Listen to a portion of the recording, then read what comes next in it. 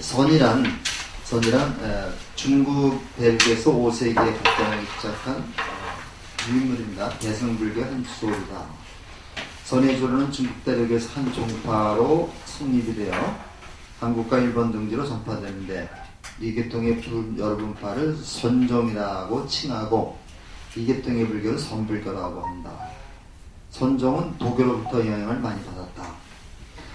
선이라는 낱말은 산스크리트어의 디아나라고 하죠. 여기서 이제 음역을 한 것이 선나고 선나를 줄여서 선이라고 얘기를 한 겁니다. 디아나는 정녀, 고요히 사는 생각, 내관, 그 다음에 내성, 심장의 뜻이 있다. 이런 뜻을 쫓아서 한역하여 정이라고 번역을 했는데 선정이라고 했을 때 그 선은 저거는 음을 창은 가차법이라고 음을 창한 것이고 요거는 이제 뜻, 힘차라고 이렇게 말하는 거. 힘을 창해서 이제 말하는 것으로 선이라는 말하고 정이라는 말은 결국 같은 말입니다. 같은 말인데 이것이 이제 이 글자를 우리가 좀 잘 보면요. 이게 이제 선자가 요렇게 되죠, 이게. 이렇게 되면은 여기 본실자하고 단순하다는 단자를 나눠줍니다. 그 세상을 복잡하게 보지 말고 단순하게 봐라. 단순하게 보라는 게 바로 선불교인데 이 단순하게 보라는 게 바로 뭐냐면 이 실상을 본다고 해요. 실상을 보는데 우리가 이제 그 바닷물이 파도가 막 치거나 그 다음에 이제 우리가 물을 끓일 때 물이 막 끓으면 그 속에 있는 것이 보이지 않죠. 보이지 않는데 바닷물에 이제 파도가 막 그 치는 것이 지나서 물이 조용하면은 그 바닷물이 한순간에 다 보이죠. 물고기도 보이고 뭐 단풍잎 같은 것도 보이고 다 보이는데 요 잔잔한 바닷속에서 보이는 그 모습은 실상이라고 해요. 그 실상이라고 그러고 요것이 바로 우리가 있는 그대로 보는 거죠, 여기. 그래서 우리가 이제 선정하면은, 이것이 맞을지 모르겠습니다만, 이제, 한자가 맞을지 모르겠습니다만, 그냥 있는 그대로의 모습을 그대로 보는 걸 우리가 이제, 선이라고 얘기해요. 우리가 이제, 눈을 감고 또는 뜨고, 조용히 이제 생각에 잠기게 되면은, 내 그 모든 그 삶이 파노라마처럼 쫙 지나간다. 내가 왜 여기 앉았나 뭐 해가면서 집에 뭐 불을 끄고 왔나 안 끄고 왔나 그래가지고 이제 파노라마가 쫙 보이다가 근데 그걸 갖다 막으려고 자꾸만 애를 쓰면 안 된다 그러죠. 그러니까 한쪽으로 보면서 한쪽으로 흘려버리면 되는 겁니다. 이렇게 하면 이제 내 머리에 갇혀있던 그런 그 번뇌망상이 딱 끝나면서 아주 밝고 깨끗한 세계가 온다 그럽니다. 그걸 우리가 깨달음의 세계라고 그러는데 거기에서 이제 우리가 이제 그게 바로 지혜죠. 이게 지혜고 지혜라는 게 따로 있는 게 아니라 그래서 우리가 이런 것들을 우리가 이제 보통 그 선불교다 그런 선정이다 이렇게 얘기를 하고 있습니다. 그래서 조금만 더 좀 보시기 바랍니다. 이런 뜻을 쫓아 한역하면 선을 정 또는 정묘, 기약 이 기약이라는 것은 번뇌를 기자가 버려버린다는 얘기죠. 번뇌를 버린다. 악한 마음을 포기한다는 얘기입니다. 사유수라고 보통 많이 번역을 해요. 또한 음을 쫓아서 한역한 선과 뜻을 쫓아 한역한 낱말이 정월 앞에 선정이라고 하는데 이 선정이라는 말을 굉장히 많이 우리가 쓰고 있습니다. 선은 근본불교의 수행체계인 8정도 중에서 정정에 해당되고 대승불교에서는 보살행의 실천덕목인 육바라밀 중에서 선정바라밀에 해당한다. 선정바라밀은 반야바라밀을 발현하게 되는 직접적인 수단 또는 원인이 된다. 그래서 우리가 이제 8정도를 말할 때 이제 우리가 정정하게 되면 이제 바른 그 선정이죠. 여기에서 이제 우리가 지혜가 나오는 거고. 그 다음에 이제 육바라밀에서도 이제, 선정바라밀 다음에 이제 반야바라밀이 나오죠, 이제. 그렇게 해서 우리가, 선정이라는 거는 바로 지혜에 이르는 아주 중요한 길목이다 이렇게 생각하면 되겠습니다. 그러니까 바로 선정의 든 자체를 우리는 지혜라고 우리가 보면 되겠습니다. 그런 점을 감안해서 어제도 얘기를 했지만 이제 중국에서의 교상 판서 등을 통해서 이제 중국 나름대로 불교를 이제 이해하기 시작을 했습니다. 이해하기 시작을 해서 천대 스님의 이제 천대 사상이 이제 나왔고, 그다음에 이제 법장 현수상 스님을 중심으로 한 이제 화엄 사상이 이제 굉장히 뿌리를 내리기 시작했는데, 이제 여기서 한 걸음 더 나간 것이 바로 전불교인데, 이것이 왜 이제 우리가 관심을 가져야 되느냐면요, 이 전불교가 바로 우리 조계종의 씨앗이 되는 거죠. 그래서 우리가 이제 조계종이라고 하는 종명도 바로 육조 희능대사를 우리가 이제 조계산에 머물면서 법을 폈거든요. 그래서 우리가 이제 조계종이라고 하는 이름도 육조 희능대사의 이제 수행과 연관돼서 이제 나온 그런 이름이 되겠습니다. 그래서 그런 것을 좀 염두에 둬가면서 우리 교재는 교재는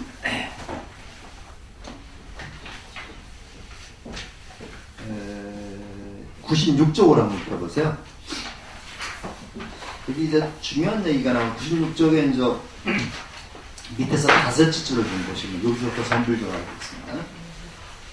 대승적인 관점과 실천이 중국에서 가장 발전한 것이 선종이다. 선종은 7세기경 중국에서 형성되었는데 본래 선의 발생지는 인도다.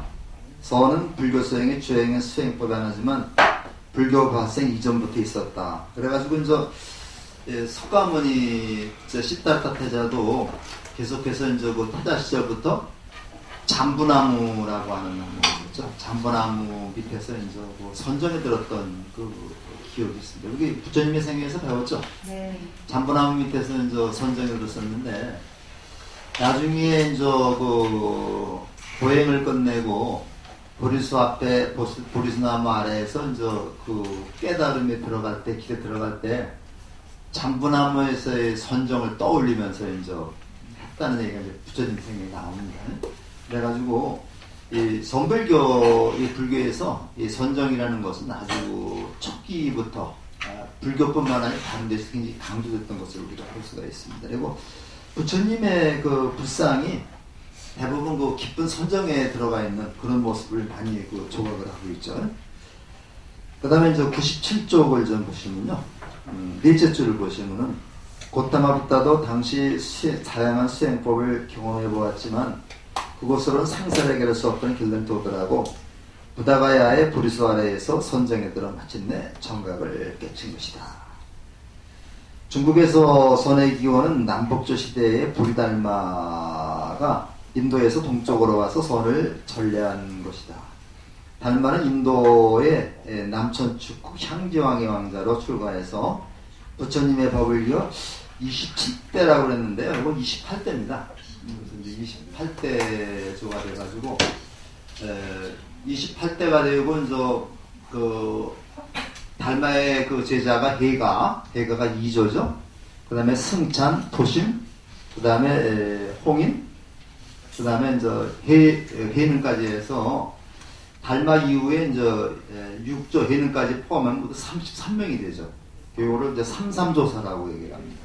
삼삼조사라고 그래가지고 저녁 예불 때 보통 33번의 종을 올리는데 그 33번 종 올리는 것을 이제 보통 도리천의 33천을 상징한다 하기도 하고요. 그 다음에 역대 33삼조사를 상징해서 33번 올린다고도 얘기를 합니다. 일반적으로 28대로 되어 있습니다. 초대가 초조가 저기죠.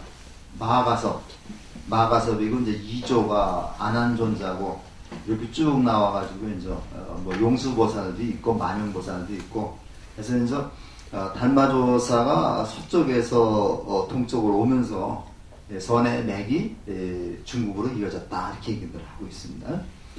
근데 이때 아주 유명한 얘기입니다. 당시 인도의 고승이 중국으로 왔던 수지구들은 양나라 무제는 궁으로 달마를 초빙해서 문답을 나누었다. 이 양나라 무제는요, 우리 불교 같은 데 굉장히 공헌을 많이 한 그 호불 군주라고 할 수 있는데, 이 사람과 대화합니다. 가서 무제가 달마에게 물었다. 내가 왕위에 오른 후 수많은 절을 짓고 스님이 되고자 하는 원하는 이들을 도왔으며 경전을 간행하거나 복사하는 일을 헤아릴 수 없이 많이 하였는데 그 공덕이 얼마나 되겠습니까? 그러니까 불달마가 아무 공덕이 없습니다. 왜 그랬을까요? 왜 아무 공덕이 없다고 그랬을까요? 이건 달마 대섯 빼기 모르겠죠. 그러니까 여러분들 이렇게 여러 가지를 한번 생각을 해보세요. 아마 이거는 뭐 유의법으로 본다면 뭐 그렇기 때문에라고 할 수 있겠고, 또는 당신이 그렇게 공덕을 많이 지었으면은 공덕을 많이 지은 것까지도 잊어버려야 되는데, 우리가 어저께 무주상 보시 얘기했죠? 그것까지도 여러분들 당신 마음속에는 내가 이렇게 불사를 크게 일으켰다는 마음이 있기 때문에 공덕이 없다라고 했을 수도 있고, 여러 가지가 있을 수 있어요. 정답은 없어요.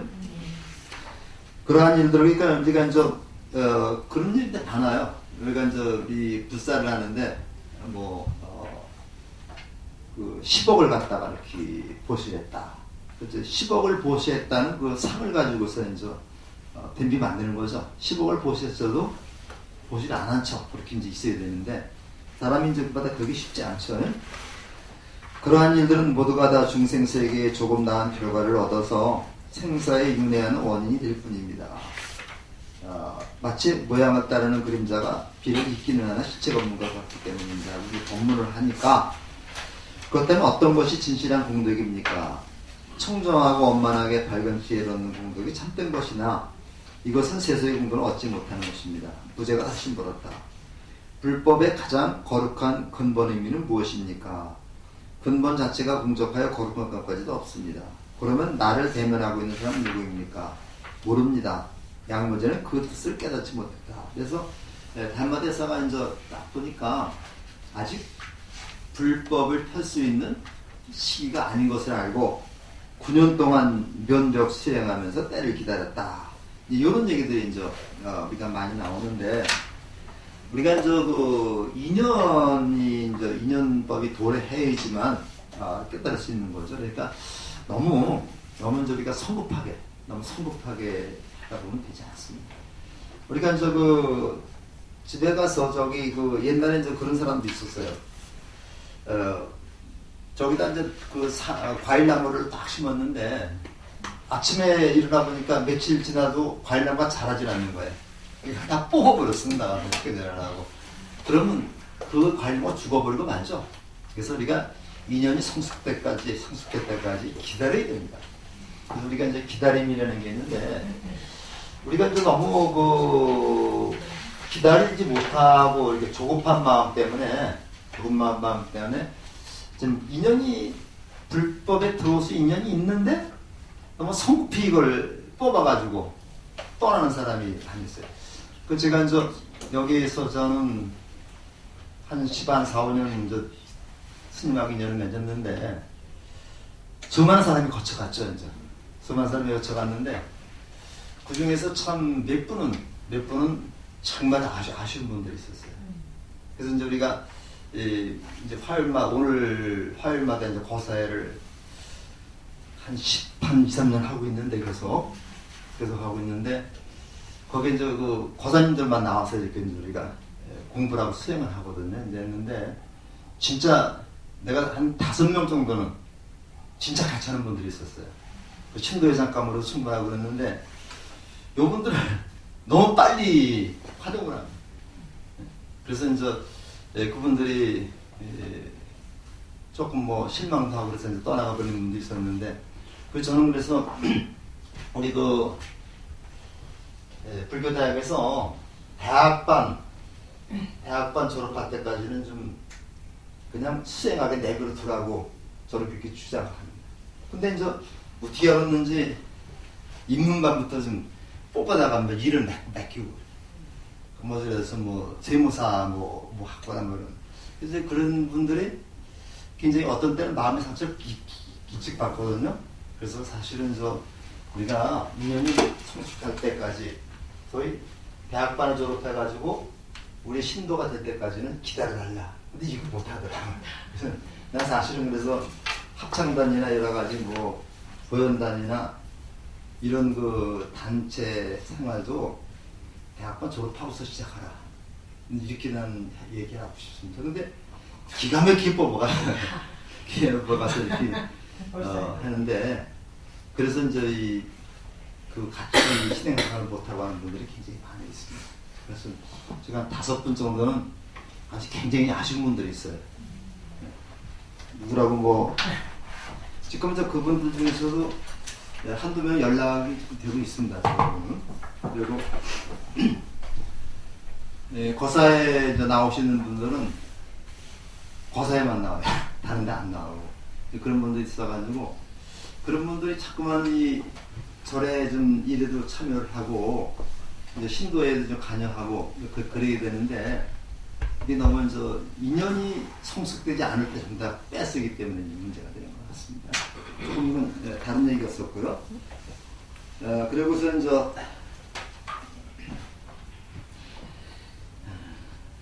그 다음에 3조 도신, 4조도 쭉 나오는데 그 얘기 좀 하겠습니다.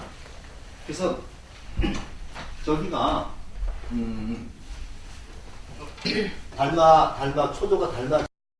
초조 달마 선사가 동쪽에서 오셔가지고 이제 법을 푸는데 우리가 그 예불을 할 때 이제 세 번째가 이제 시방삼재 상주일체 달마야 중에죠.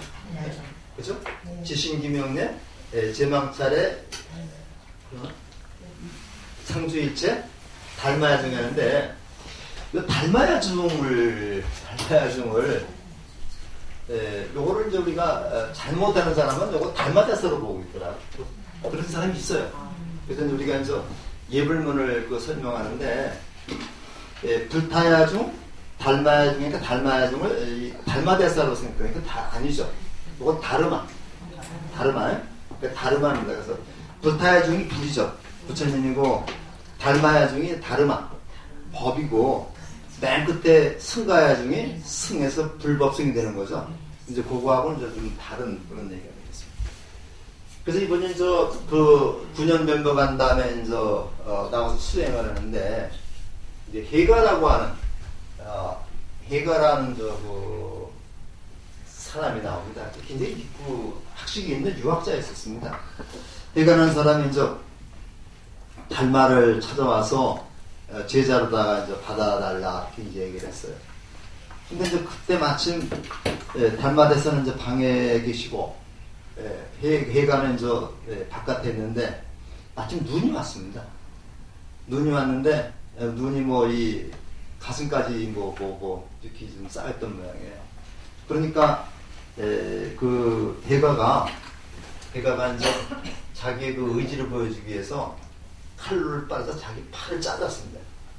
팔을 잘랐어요. 그래서 이제 잘랐으니까 자르고서 자기 제자를 받으려니까 그 달마대서가 너는 왜 왔느냐? 왜 왔느냐니까 제가 마음이 불안해서 왔습니다. 하고 얘기를 하니까 달마대사가 내 마음은 이미 편해졌느니라 이런 얘기를 했다 그러죠. 이게 안심본문입니다. 그래서 그 해가를 제자로 삼습니다. 제자로 삼고 3조가 승찬인데 이 승찬은 이 문둥병 환자였던 것 같다고 그래요. 승하고 4조가 도신 대사고 5조가 홍인입니다. 이렇게 쭉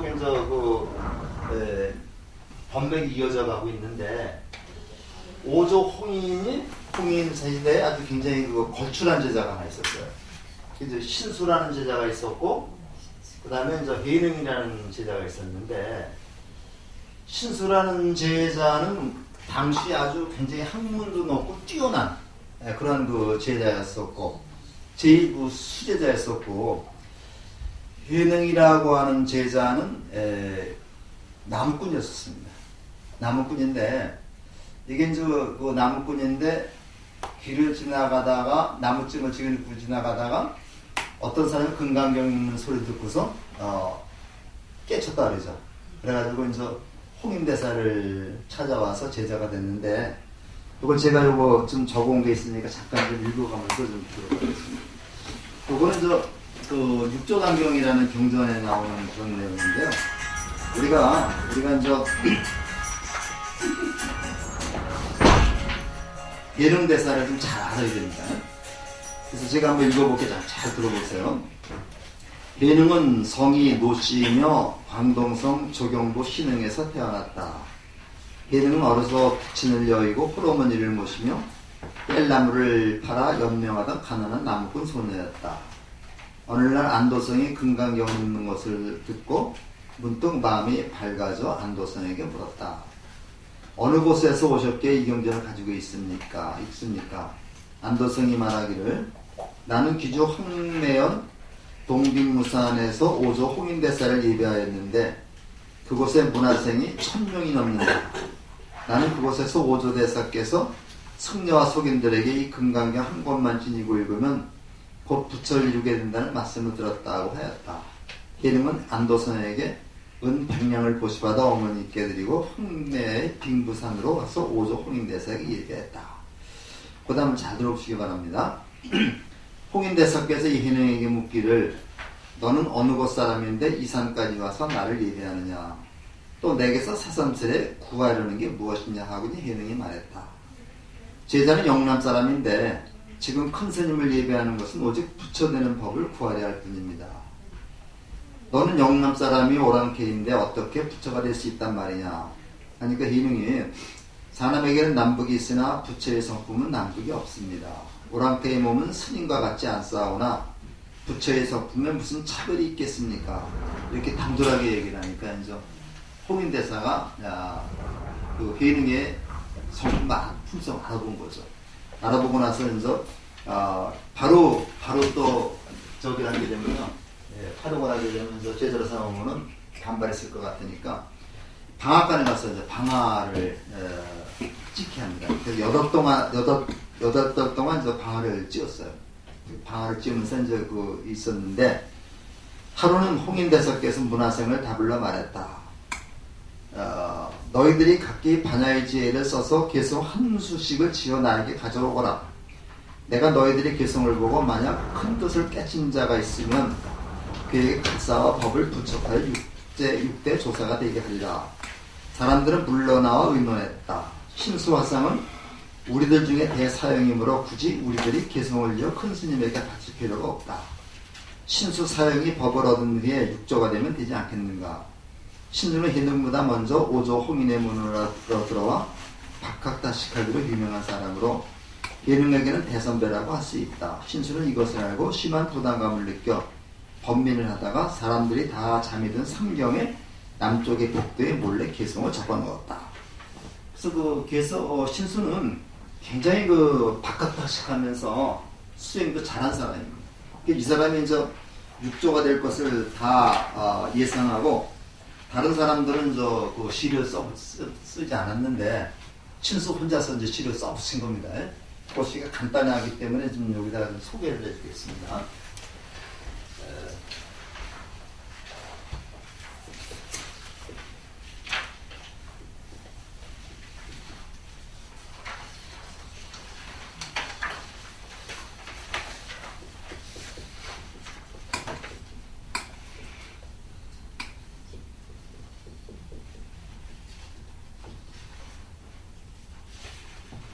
신시 부르시오.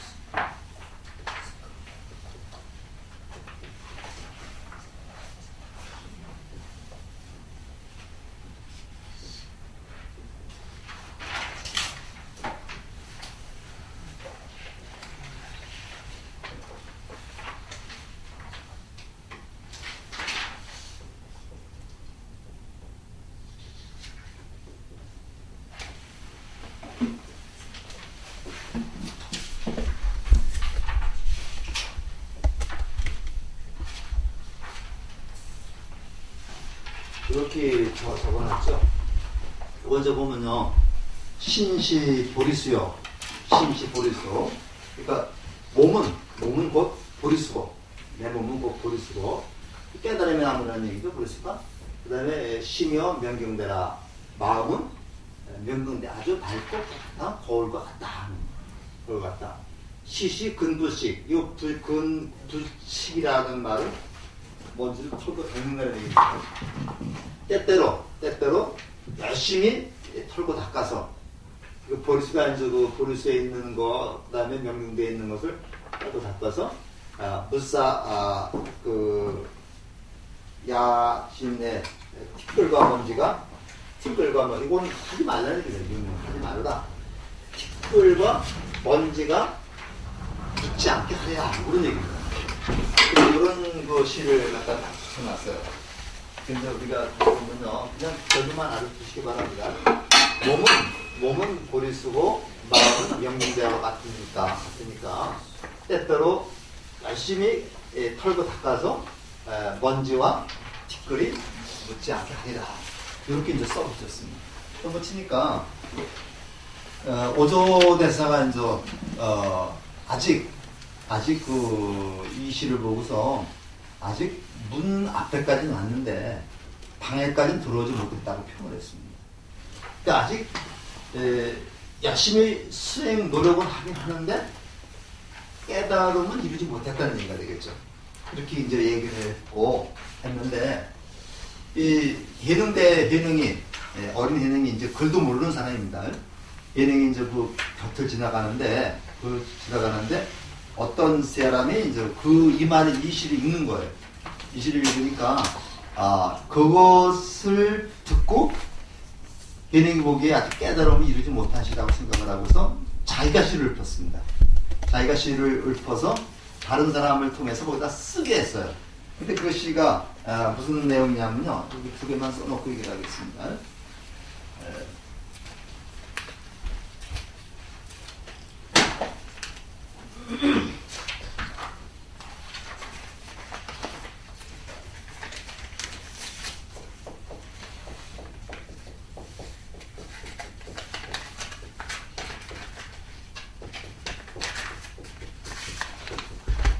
이거 인터넷 치면 다 나와요.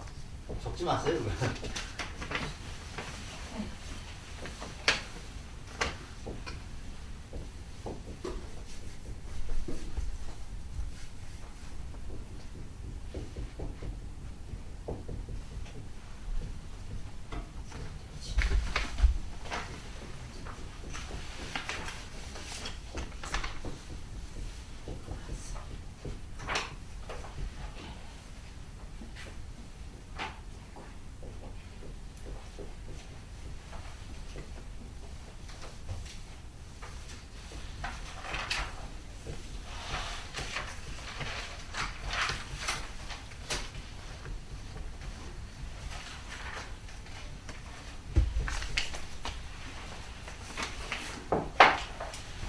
자, 그냥 적지 마시고요. 보리는 본부수에서 보리는 본래 나무가 없고, 보리는 본래 나무가 없고, 명검 밝은 거울 또한 틀이 아니네. 이게 배짜가 그 얘기하는 거죠. 명검 또한 역시 틀이 아니네. 본래 한 물건도 없는데, 요거 우리 성불께서 굉장히 많이 나오는 얘기입니다. 본래 한 물건도 없는데 어느 곳에서 티끌과 먼지가 있겠는가. 그러니까 이제 이미 우리가 이제 대충 우리가 보게 되면 신수의 시는 내가 수행을 해가지고 내가 수행을 열심히 해가지고 내가 내 몸속에 있는 내 마음속에 있는 번뇌와 망상을 다 털어버려서 부처가 되겠다 이런 얘기죠. 이런 얘기고, 이번 얘기는 뭐냐면 이미 부처인데, 내가 이미 부처인데 더 먼지가 어디 있겠느냐 이런 얘기입니다. 그래서 우리가 이제 보면은 대체적으로 근데 오조 홍인대사가 이것도 칭찬할 수 없는 거잖아요. 이거는 말이 안 되는 소리라서 지워버리겠습니다. 지워버리겠지만은 오조 홍인대사는 벌써 그 해능의 그릇을 알았던 거죠. 그래가지고 이제 나중에 방앗간에 가서 뭐 이렇게 책상을 3번 딱딱 쳤다.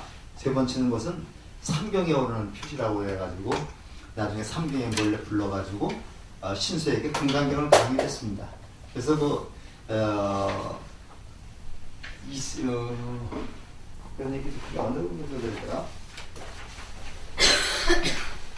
응무소주 이생기심, 응무소주 이생기심에 이르러서 그 해능이 깨달았다. 그래가지고 이제 남쪽으로 내려가겠다는 그런 얘기가 나오는데, 여기 이제 단경에 다 나옵니다. 나오는데, 우리가 이제 요 시를 갖다 많이 운용을 해요. 그래서 보통 요 시는, 신수의 시는 깨달은 경제의 시가 아니고, 수행의 의지를 밝힌 그런 시다. 그렇기 때문에, 문학까지는 왔지만 방에는 못 들어왔다고 평을 했다는 겁니다. 근데 이거는 완전히 사람이 부처라는 사실을 깨달은 시라고 보통 얘기를 합니다. 그래서 우리가 뭐 깊은 내용은 모르겠지만은 이런 과정을 거쳐가지고 결과적으로 해능대사가 오조 홍인의 의발을 받게 됩니다. 전수받게 돼서 육조로 등극하게 되는 거죠. 그래서 어제 말씀드렸듯이 이제 오조 홍인 육조에 홍인에서 이제 신수는 육쪽에서 측천무에 이제 도움을 받아가면서 불법을 굉장히 크게 펴니다. 하다가 이제 나중에 이제 측천무의 몰락과 함께 죽음과 함께 이제 세상을 떠나게 되는 거고, 해능은 이제 몇 년을 기다린 끝에 남쪽에서 또 선불교 일으키게 돼서 우리가 보통 신수를 북종선의 대표자로 우리가 인식을 하고 해능을 남종선의 대표자로 인식을 한다. 그래서 그 당시에는요, 남북조 시대에서 당나라 연간에 이런 시대에서는 사실은 신수가 훨씬 더 활동을 많이 하고 제자들도 많았다고 그래요. 그런데 이제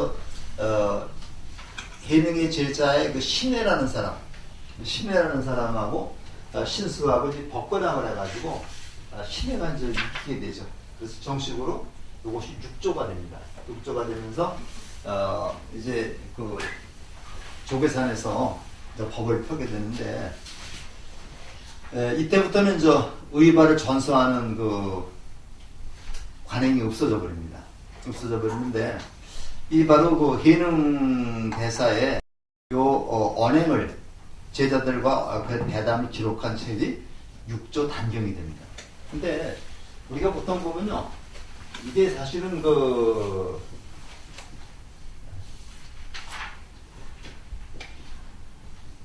단경이라고 이제 얘기를 하는데, 이 경이라고 하는 말은 사실은 부처님이 직접 말씀한 책에만 부처님이 경이라는 말이죠.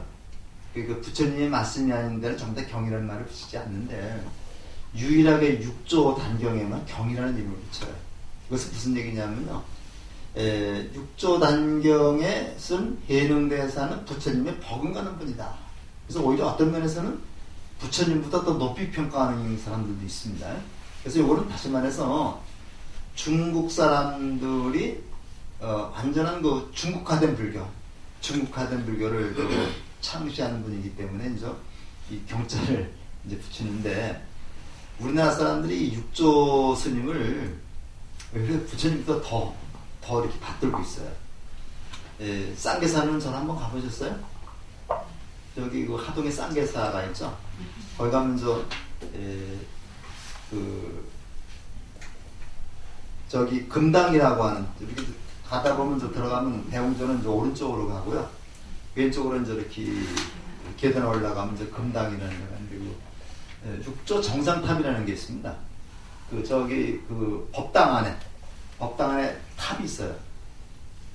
법당 안에 보통 불상을 모시는데, 여기는 법당 안에 탑을 모셔놓고 있는데, 그게 육조 정상탑입니다. 정상탑인데, 육조 정상탑이라 해가지고 이제 여기 쓰는데요, 이 육조 스님의 의발과 머리를 훔쳐왔다는 거예요. 그래서 이제 이제 그런 얘기 진짜 그렇습니다. 가서 육조 스님의 무덤을 파헤쳐가지고 머리를 갖다가 훔쳐와서 거기다 모셨다. 그런 것이 육조 번성탑인데, 이건 닭광이 무슨 얘기? 진짜 훔쳐왔다는지 그건 모르겠습니다만, 육조 스님의 가르침의 핵심, 진술을 우리가 계승했다는 그런 의미로 봐야 되겠죠. 머리를 가져왔으니까. 머리보다 중요한 건 없잖아요. 그래서 거기다가 이제 그 탑이 있는데, 손을 딱 넣는 데도 있습니다.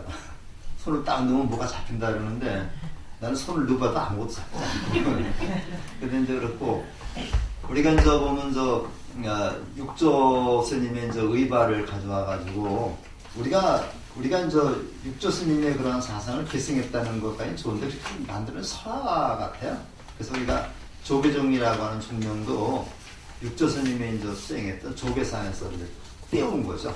떼왔는데, 이제, 그런 여러 가지를 겹쳐가지고, 우리가 이제 이렇게 초조 달마, 2조 회가, 3조 승찬, 4조 도신, 5조 홍인, 6조 예능까지 이어집니다.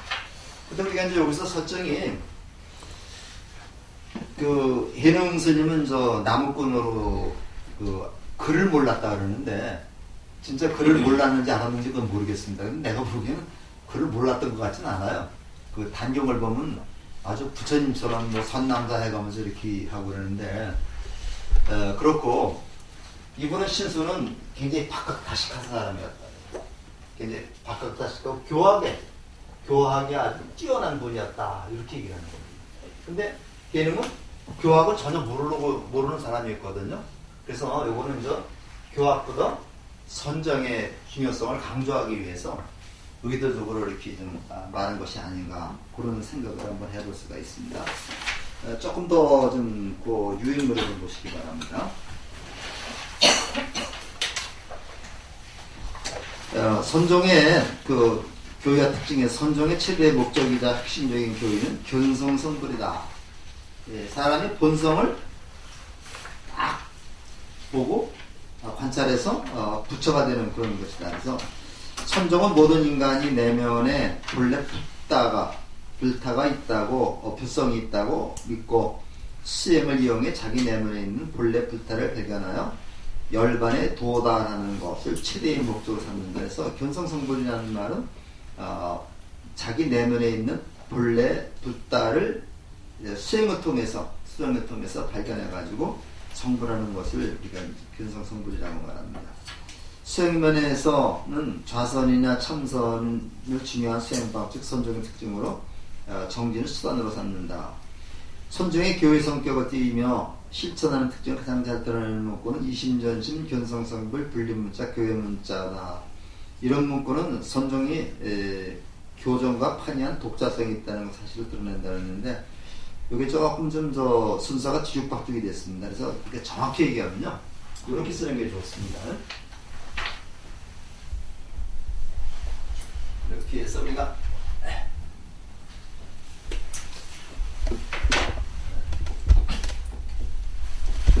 교회 결전,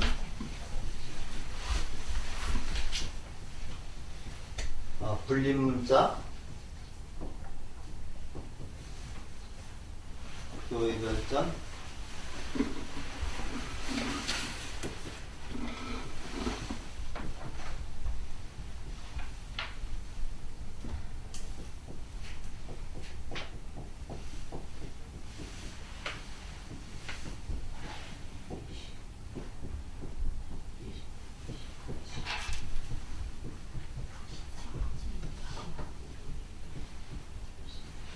직지인심,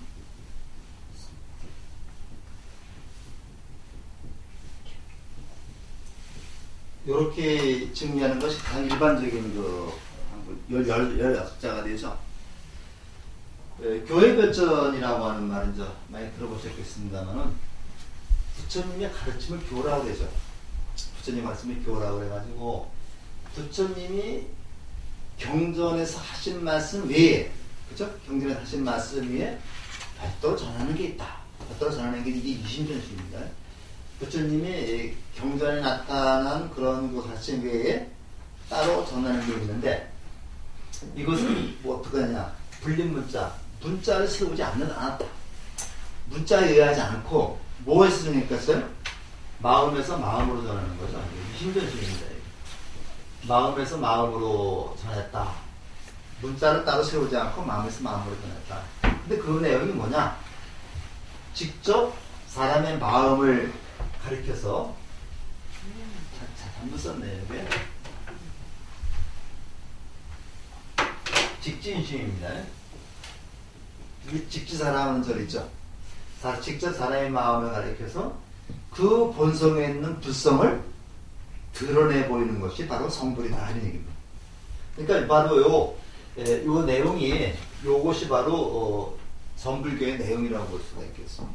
그러니까 우리가 보면 부처님이 아난에게 말씀하신 경전 외에 별도로 전한 게 있다. 누구에게 전했어요?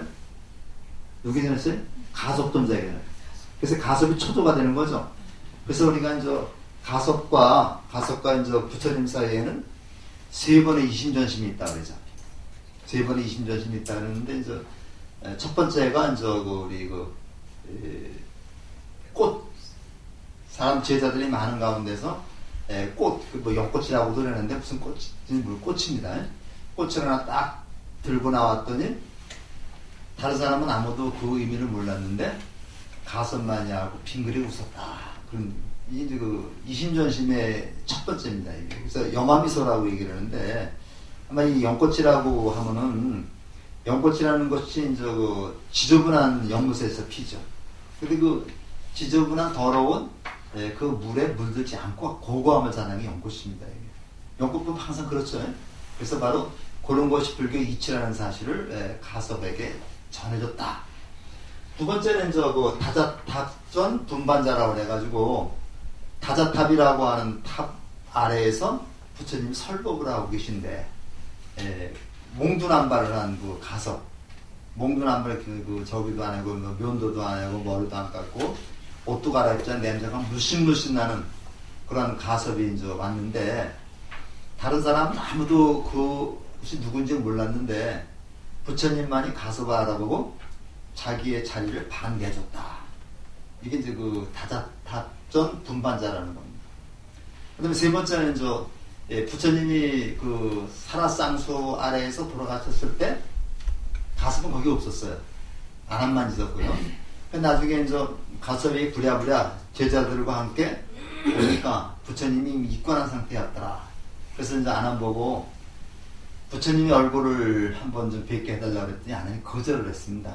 안함이 거절을 하니까 그래서 그 가섭이 관 앞에서 이렇게 무릎을 꿇고 눈물을 흘리니까 관뚜껑이 흘리면서 발을 관 밖으로 내놨다. 이게 곽지상부라 그러죠. 그렇게 해서 세 번에 거친 이심전심이 있었다. 이런 얘기인데, 그거는, 물론 경제는 없습니다.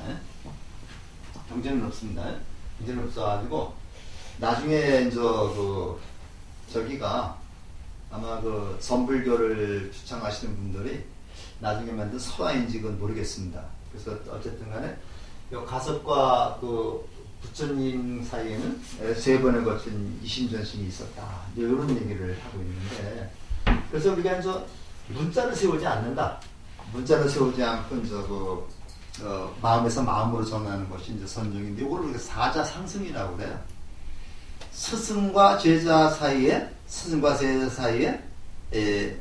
마음에서 마음으로 제자의 마음을 알아듣고 인가해 주는 겁니다. 이거 갖다가. 근데 이제 요것 때문에 이제 여러 가지 이제 말이 많이 있습니다만은 어쨌든 간에 스승이 제자의 수행 정도를 보고서 너는 이미 깨쳤다라고 인간해 줌으로써 이제 이렇게 명맥이 이어져 내려오는 거죠. 그래서 옛날에는 그렇게 그게 굉장히 많았다고 그래요. 그리고 보면 스승이 그 법맥을 이어주는데 꼭 그 상수 제자한테만 이어주는 건 아니죠. 제자가 여럿이 있어 그 중에서 가장 그 똑똑한 사람한테 법맥을 이어주는데 그게 이제 어떨 때는 생명의 위협까지 느끼고 그랬었다고 그래요. 그래가지고 이 선불교가 쭉 이어져 내려오는데 우리 저기 잠깐 좀 유인문에서 저기 11쪽을 잠깐 좀 보세요. 11쪽을 잠깐 보면 이거 5가 7종 그 얘기를 했는데 매매가 6조 해능이 있죠. 6조 해능이 있고 그 다음에 7조는 없습니다. 7조는 없는데 그 다음부터 이제 그 의발을 전해주지 않았어요. 근데 왼쪽에 청원 행사가 나오고 이제 오른쪽에 남학 해양 선서가 나오는데 아까 말했던 그 신해라고 하는 그 제자는 저희가 되지 않습니다. 반매를 이어받지 못한다. 그래서 정식으로 청원 행사하고 남학 해양이 이제 말이 그러면 7조가 되는 거죠, 둘 다. 그렇게 되는데 남학 해양 오른쪽 남학 해양 밑에 이제 그 마조 도일이라는 스님이 나옵니다. 마조 도일이라는 스님이 대단한 스님이에요. 대단한 스님. 그 다음에 그 밑에 보면 왼쪽에 백장해가 나오죠.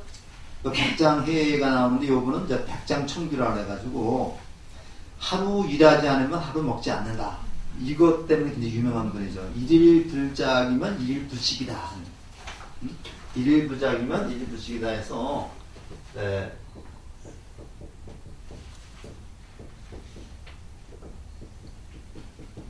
하루 일하지 않으면 하루 먹지 않는다. 그래가지고 그 전까지는 우리가 그 탁발에 의지하거나 이제 그랬는데 이때부터 이제 그 선원에서 직접 농사를 짓는 겁니다. 농사를 지어가지고 하루는 그 백장 스님이 80이 넘어가지고 이제 일을 하니까 제자들이 이제 호미를 감춰버렸어요. 감춰버리니까 백장 스님이 그날은 일을 하니까 하루 종일 굶었습니다.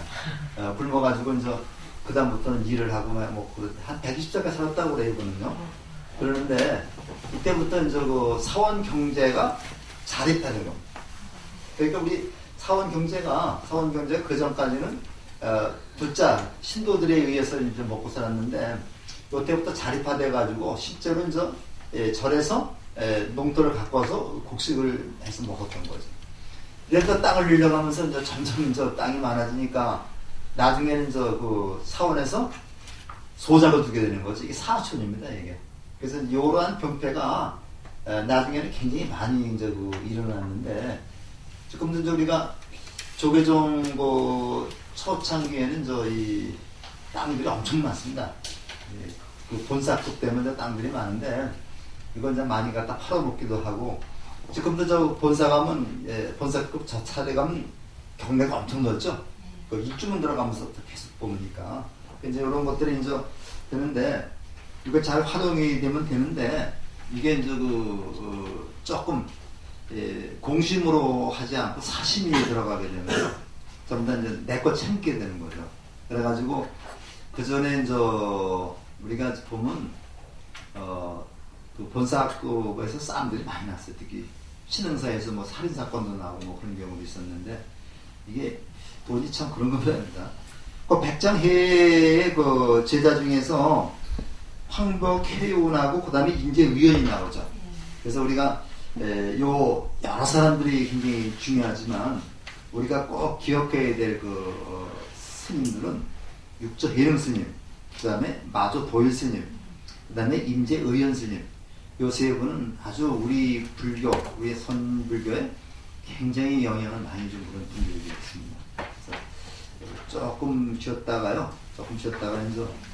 요 5박 7종을 중심으로 해서 말씀드리겠습니다. 선정의 경우는 보타마 듣다가 영산에서 말없이 꽃을 꺾어버렸을 때 제자들 중에 오직 마가선만이 그 뜻을 이심전심으로 이해하고 미소 지었다는 여마미소나 여마시중이 그곳에 찾는다.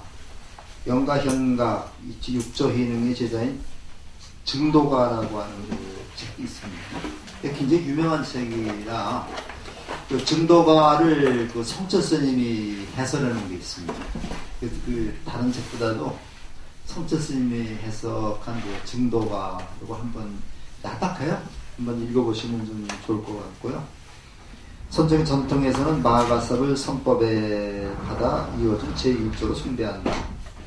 구한시대 인도의 자선부를 법한 선경이 번역되었으나 딱 한 얘기가 나오고요. 그 다음에 이제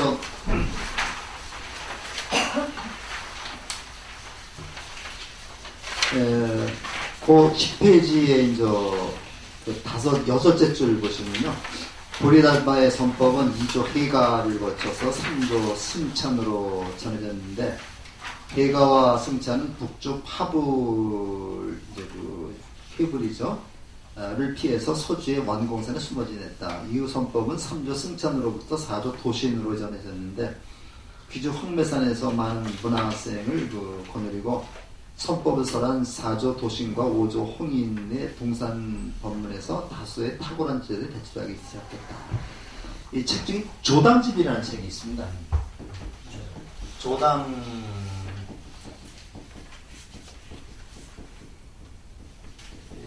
조당집이라고 하는데요.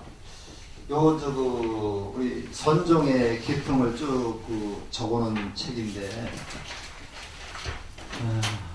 저도 이제 2권이 그리고 요새는 어른 스님인가? 그분이 쓴 책이 2권으로 해서 이렇게 나온 책이 있습니다. 한 권에 뭐 25,000원씩 가더라고요. 근데 이제 살 필요는 없고, 이런 책을 보면 어서부터 나오느냐면 과거칠부터 나와요. 과거칠부에서 비바시불부터 시작을 해서 석가모니불 쭉 나오고, 그 다음에 석가모니 법을 이어받은 사람이 마가설이죠. 마가설이고, 마가설 법을 이어받은 사람이 아난 그러니까 아난존자는 교학상으로는 부처님의 제자지만 선맥으로 볼 때는 마가설의 제자가 되는 겁니다.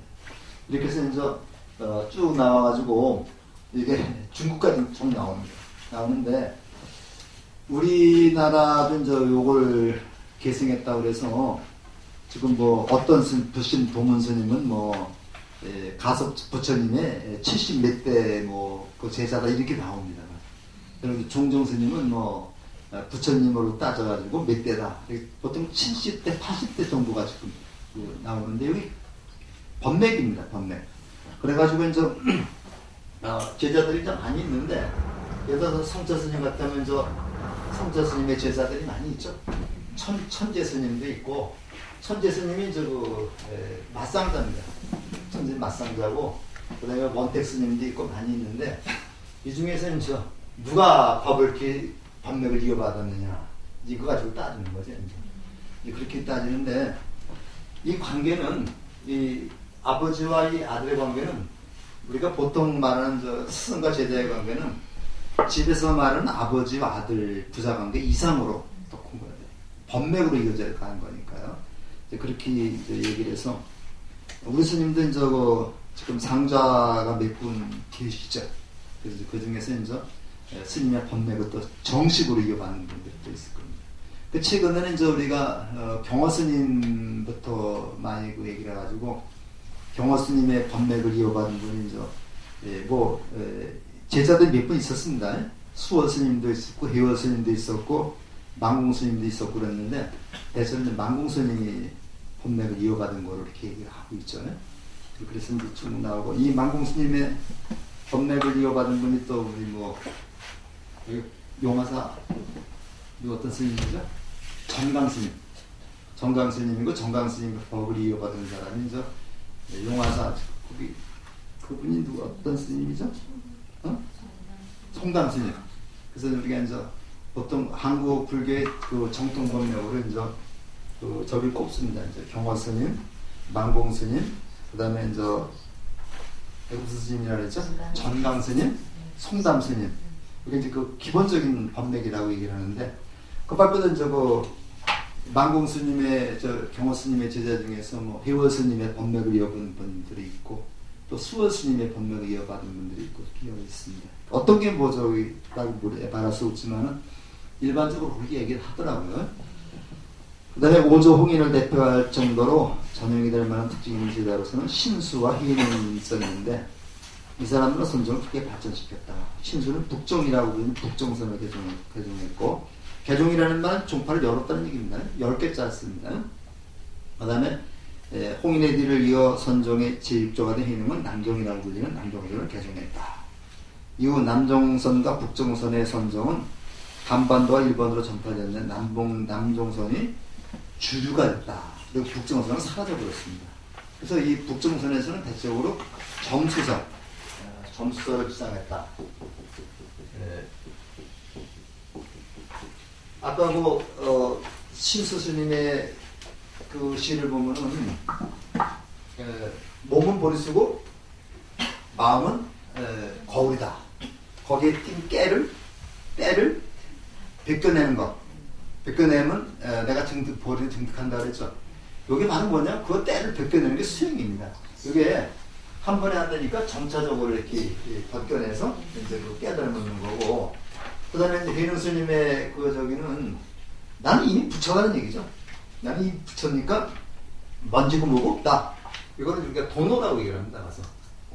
도노라고 얘기를 하는데, 이 도노와 이 점수 요거 때문에 굉장히 많이 우리가 논쟁을 하고 있죠. 그래서 일반적으로 이제 우리나라에서는 그 송광사 계통, 송광사 계통이 보조국사 계통이죠. 보조국사 송광사 계통에서는 점수서를 그렇게 많이 강조를 하고 있고, 그 다음에 해인사 계통, 특히 그 성철 스님은 도노서를 갖다 강조를 많이 하고 있습니다. 어떤 게 전지 우리는 모르겠습니다만, 성철 스님의 백일법문이라는 책이 있어요. 백일법문이라는 책을 보면 그 뒷부분에 가서 진우 스님을 굉장히 비판을 많이 하고 있습니다. 비판을 하고, 진우 스님은 우리 조계종의 종조가 아니다. 종조가 아니다. 그래서 조계종의 종조는 보호스님이다. 이렇게 이제 그 설을 붙이고 있는데, 지금도 이제 송광사 계통하고 그 해인사 계통에서는 이거 가지고 논쟁을 많이 하고 있습니다. 우리 이제 조계종원을 보면은 아주 애매하게 돼 있어요. 우리 조계종의 종조는 도의국사고 중천조라고 해요. 중천조가 보조국사고, 그다음에 중흥조가 중천조가 보조국사고 중흥조가 보호국사다. 이렇게 해가지고 이제 얘기를 했는데, 중천조나 중흥조는 같은 말이죠. 같은 말인데, 그래서 이제 저쪽 계통에서 송광사 계통에서는 보조 진울로부터 법맥이 이어온 곳을 얘기를 하고, 이쪽에 돈으로 주장하는 데서는 또 보호국사, 고려 말의 스님입니다. 문정왕후 때 스님이 아니라 그때부터 법맥을 이어온 곳을 해가지고 계속 논쟁을 하고 있는데, 이게 이제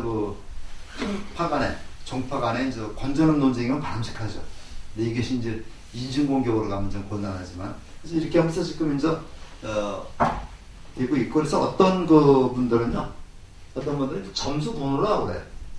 점수 도노라고 그래가지고 점수서라고 도노서를 이제 이렇게 자꾸 조화시키는 그런 얘기를 하고 있는 분도 있는데, 지금 이제 미국 가서 하고 계신 박성배 교수라고 있습니다. 굉장히 유명한 불교학자인데, 그분들은 이제 점수 도노서를 갖다가 해서 이제 부서를 이렇게 조화를 시키는 그런 주장을 펼치고 있습니다. 그 다음에 이제 남종선의 융성을 한번 보시면요. 남종선과 북종선은 그 분열은 당 초기에 일어났는데, 제6조 신수의 북종선은 정오를 표방하고, 6조 해능의 남종선은 도노를 표방했다. 신수는 당의 수도였던 장안과 당시대 동방수도라고 의미로 동도라고 불린 낙양 양경을 중심으로 중국 대륙 북부의 북정선을 보고, 해능은 장강이나, 요 장강은 양장강입니다. 강남의 남정선을 선양했다. 초기에는 북정선이 성했으나 후에는 남정선이 유력해져 남정선 계통이 중국 대륙의 주류를 차지했다. 그래서 이때가 이제 왜 북정선이 유력했었냐면요, 성행했었냐면, 그때는 아직 해능이 어릴 때이기 때문에 나타나지 않았을 때입니다. 거기다가 신수는 낙양, 장양 쪽에 머물면서 척천무의 지원을 많이 받죠. 어제 잠깐 말씀드렸습니다만, 척천무는 비구니 출신이죠. 비구니 출신인데 나중에 이제 본부인도 죽이고 아들까지 죽이면서 이제 왕권을 차지하긴 했지만, 굉장히 불교를 갖다 옹호했던, 키웠던 그런 왕이었었습니다. 척천무의 도움을 많이 받아가지고 이제 불법을 홍보해 이제 노력했다. 그래서 북정선이 선행했는데 나중에 이제 신해라고 하는 그 사람에 의해서 이제 남정선이 주류가 됐다는 얘기죠. 그래서 북정선은 빨리 뒤에때했지만 남정선의 해능의 문화에는 해양, 남학 해양과 그 행사, 그 다음에 신해 등이 배출되어 군안성과 장시성을 중심으로 해서 교세를 확장했는데 거기에 이제 가장 그 대표적인 사람이 이제 그 뒤에 나오지만은 청원 행사 스님하고 남학 해양 스님입니다. 이렇게. 그래서 이제 이 제자들이 아주 무수하게 많이 나와요. 그래가지고 이게 아주 굉장히 꽃을 핍니다. 그 선불교가 아주 꽃을 피는데 이때 이제 남정선 해양의 계통의 백장해가 선언해서 집단생활 규범이 된 후대에 백장청규라고 하는 것을, 그러니까 그 규약이죠. 우리가 절에서 요렇게 우리가 그 수행을 하자 하는 그런 것을 적은 것이 청규입니다. 이게. 백장청규라고 하는 청규를 만들었다. 이 계통에서 임재의원을 시절하는 임재종과 의원 스님은요, 우리나라 그 선불교에, 우리나라 조계종불교에 직접적으로 영향을 끼친 그런 스님으로서 대단한 그 스님이고, 이 사람의 이제 이 스님의 어록을 모은 책이 이제 임재록이라고 있습니다. 임재록이 있는데 요즘에 그 많이 번역이 돼서 나오는데요. 그 전에는 이게 이제 번역이 좀 굉장히 어렵게 번역을 했었는데 요즘에는 이제 이 선서도 굉장히 쉽게 번역을 해놨습니다. 그래서 우리가 임재 스님의 이제 어록을 모은 책이 임재록, 그 다음에 마조 스님의 어록을 모은 책이 마조록, 그 다음에 해능 스님의 어록을 모아놓은 책이 단경, 이런 것들을 우리가 선어록이라고 해요. 우리가 이제 선어록이라고 해가지고 선어록이라는 책이 따로 있는 게 아니라 이런 책을 우리가 선어록이라고 해가지고 우리 조계종 종원에 보면요, 조계종의 소위경전을 뭐라고 얘기하냐면 소위경전은 금강경과 선어록을 한다. 그러니까 우리가 이제 이 선어록이 이렇게 중요한 것이 우리 조계종을 이끌고 있는 소위경전이라는 말은 가장 중심이 되는 경전이거든요. 조계종의 소위경전이 금강경과 선어록이기 때문에 이제 우리가 특히 그 중에서도 육조단경하고 이제 마조록하고 이 임재록, 이런 것들이 굉장히 중요한 책들이 되겠습니다. 그러니까 그런 책들을 보면서 우리가 이제 선불교를 갖다가 이해하고 거기에 따라 수행을 해야 되는 거죠. 근데 실제로 이제 그래서 우리가 그 설림고경총서라고 하는 게 있습니다. 설림고경총서라고 해가지고 이제 성철 스님이 수많은 그 선어록 중에서 한 40몇 권을 뽑았어요. 40몇 권을 뽑아가지고 성철 스님이 직접 번역을 했습니다. 직접 번역을 해가지고 이제 이게 설림고경총서라고 그래서 이제 고한 40권에다가 이제 그 성철 스님이 직접 설한 법문, 뭐 100일 법문을 포함한 이런 법문이 한 16권 될 겁니다. 그래서 한 60권 정도가 이제 설림고경총서라고 해서 이제 지금 100년함, 해외사 100년함에서 계속 그 장경각이라는 출판사를 만들어서 계속 찍어내고 있는데 그때 가장 그 역할을 많이 한 스님이 원택 스님이죠. 근데 이제 이게 한번 읽어보시면은 그렇게 어렵진 않은데 어려워요. 어렵진 않은데 꽤 어렵습니다. 그래서 글자는 쉽게 읽을 수 있는데 거기에 담긴 내용은 좀 몇 번 정독을 해야지만 실제로 수행을 해야지만 이게 체득이 되죠.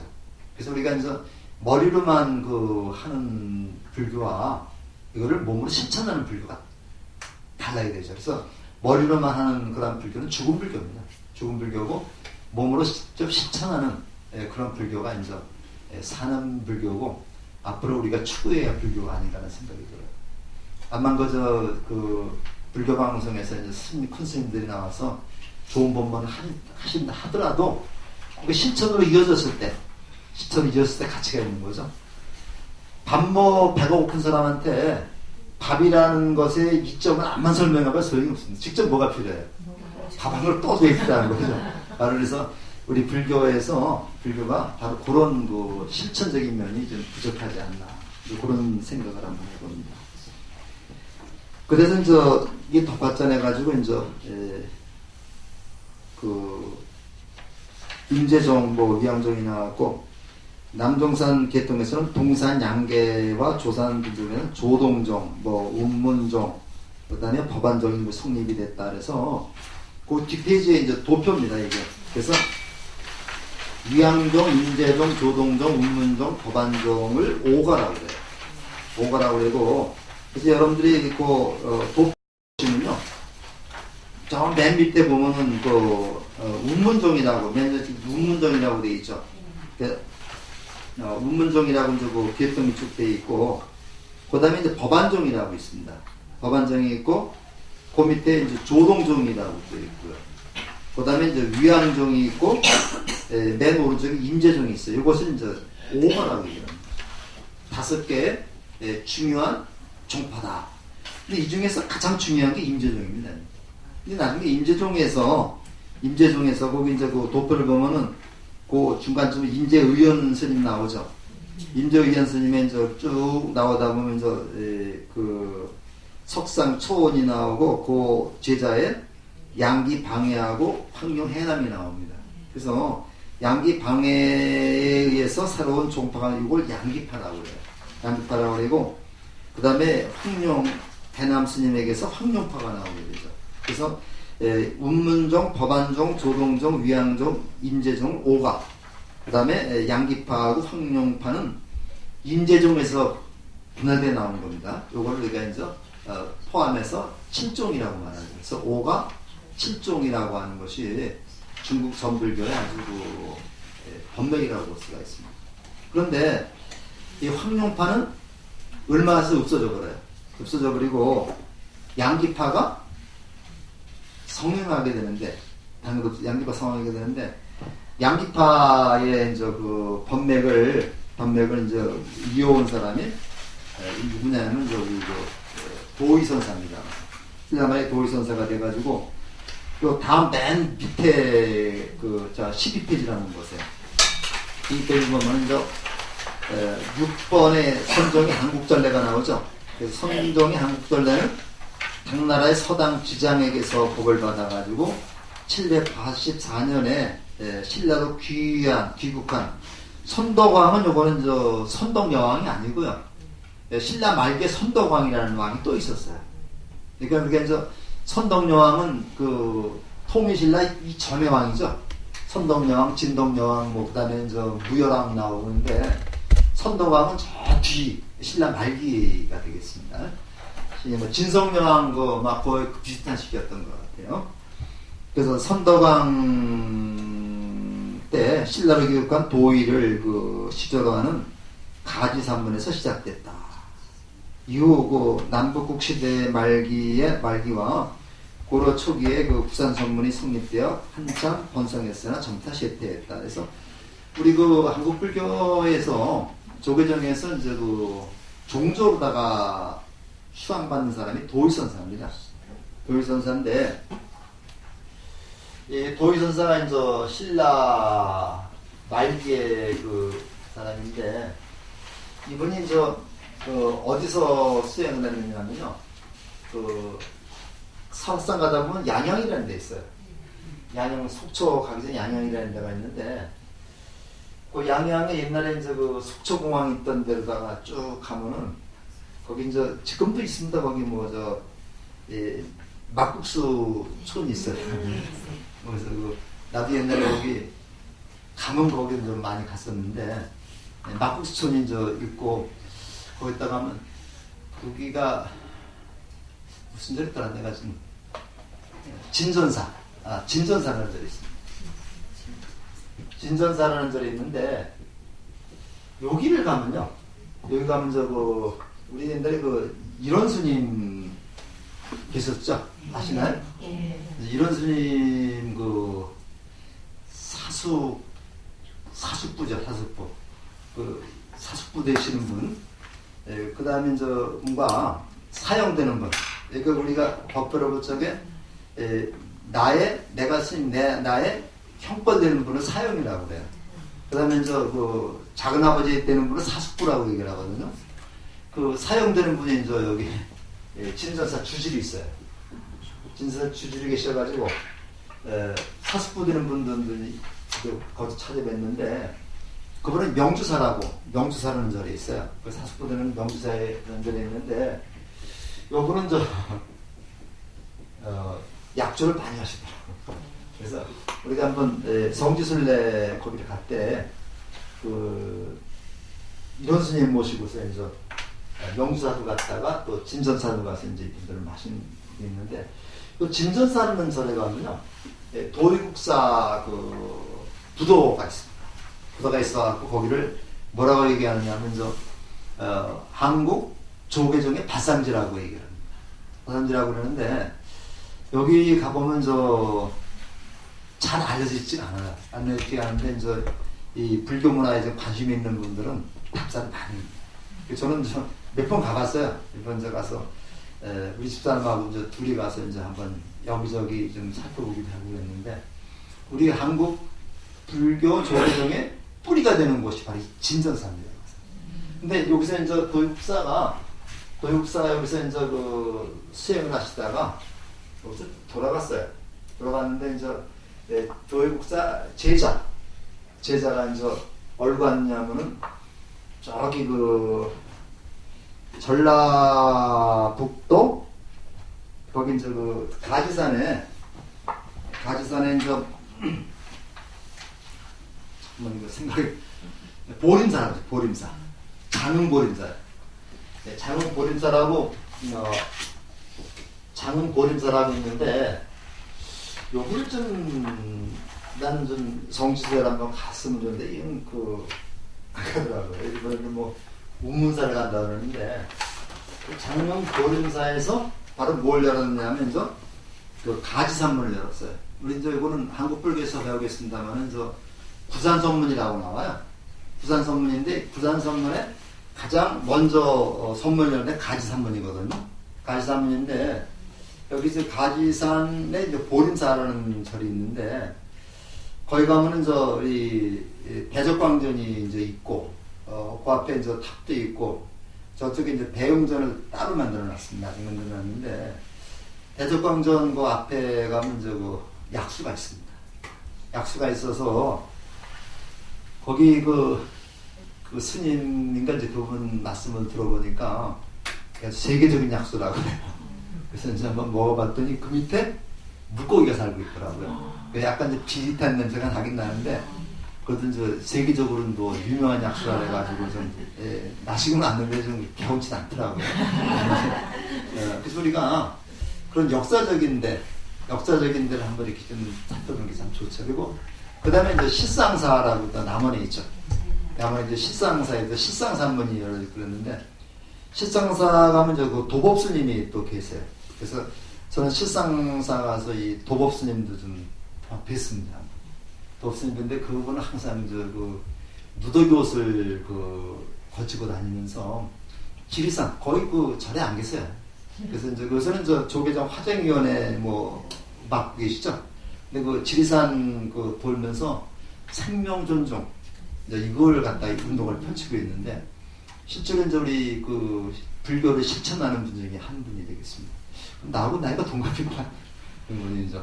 그래서 그런 분들, 실상사라든가, 그 다음에 이 장흥보림사라든가, 이런데 굉장히 유서 있고 우리가 꼭 살펴봐야 될 그런 절이 아닌가 생각이 되는데, 기회 있으면 좀 멉니다. 전라도 한번 갈 기회 있으면요, 보림사 한번 가보시면은, 장흥, 전라도 장흥입니다. 그래서 한번, 예? 전라남도. 그래서 거기 가면서 우리 부산 선문 중에서 제일 먼저 개창한 선문이 가지산문이거든요. 그래서 그런 것을 우리가 좀 볼 수가 있어서 그럼 바로 뭐가 되는 겁니까? 가서 육조 해명으로 비롯해서 마조 도율을 비롯해서 임재의원으로 비롯해서 나온 양기파가 우리나라 조계종의 뿌리가 된 것이다. 그러니까 우리 대능 스님이 이제 거의 부처님처럼 신격화됐다는 거죠. 우리나라에서는. 그래서 어떤 사람은 우리 불교를 불교가 아니라 조교다. 요거 써서 조교라고 이제 비아냥거리는 사람. 어떤 불교학자가 그렇게 썼어요. 우리나라는 불교가 아니라 조교다. 조라는 게 말이 무슨 말이에요? 중국의 조사들, 역대 조사들을 갖다가 부처님보다 더 높게 평가하는 그런 정도다. 이렇게 해서 이제 거의 그 우리 스님들이 이제 육조단경하면 이건 반드시 필수 코스입니다. 우리가 이제 그 스님이 되려면 필수 코스가 이제 육조단경이 되죠. 이제 그래가지고 이렇게 약간 이제 그 비아냥거리는 소리다가 이제 논문을 발표하는 분도 있습니다. 불교평론이라는 그 잡지가 있거든요. 저도 이제 그걸 보고 있는데 그 개간지입니다. 개간지인데 불교평론에 보면 이제 논문 불이 현실적인 논문 위주로 되어 있는데 스님들 논문은 게 많잖아요. 그리고 이제 일반 그 불교학자들 논문이 많은데 우리 그 조준호 교수가 이제 거기 편집위원으로 깊이 관여를 했었고 요새는 안 합니다. 거기 나왔고 그다음에 김웅철 교수 그리고 요새는 이제 최동남 교수가 또 교수님을 또 이렇게 거기에 하면서 우리 불교를 우리가 이제 잘못된 점을 조목조목 저 그래 논문 발표를 하고 그럽니다. 그러면서 이제 우리 불교가 실천적인 불교, 살아있는 불교로 우리가 나아가게 하기 위해서 지금 많은 여러 구태의하는 모습 갖고는 안 되죠. 자꾸만 이제 까들어야 되는데 닭이 계란이 있죠. 계란이 있는데 그 계란의 껍데기 깨뜨지 못하면은 어떻게 해요? 생명력을 가질 수가 없는 거죠. 그래서 우리가 그걸 국악이라 해요. 국악. 껍데기를 깨뜨려 버려야지만 나를 감싸고 있는 나가 있으면요. 내가 여기 감싸져 있어.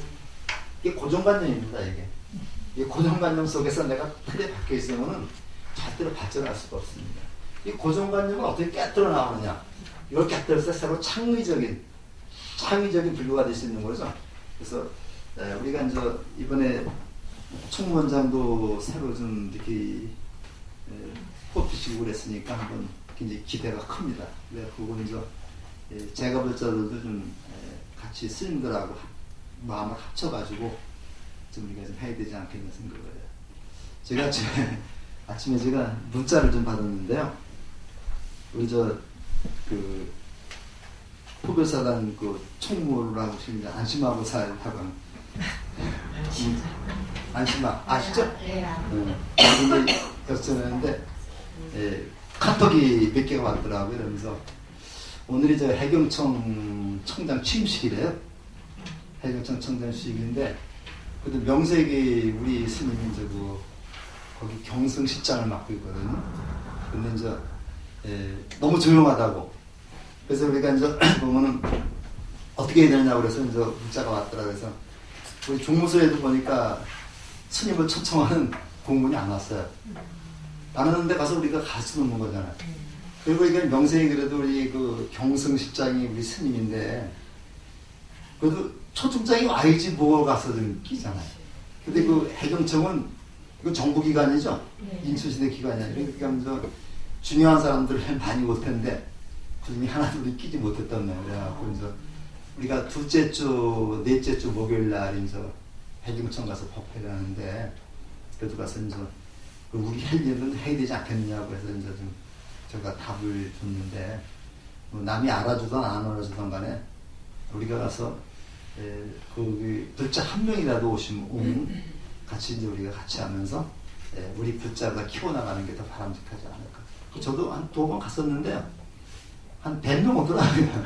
100명 오고 우리 저 군불교 군부대도 이제 가고 있는데 거기서 이제 많이 올 때는 30-40명도 오고 그래요. 그래서 그 사람들한테 그 아들 같은 그 친구들하고 같이 불교를 얘기할 수 있다는 것만 해도 좀 다행스럽지 않느냐는 생각이 듭니다. 포교사 하면 다 할 수 있습니다. 그래서 그런 얘기를 하고요. 그 다음에 그 위를 좀 보세요. 그 가나선과 북조선의 성민이 나오는데 우리가 그 조계종의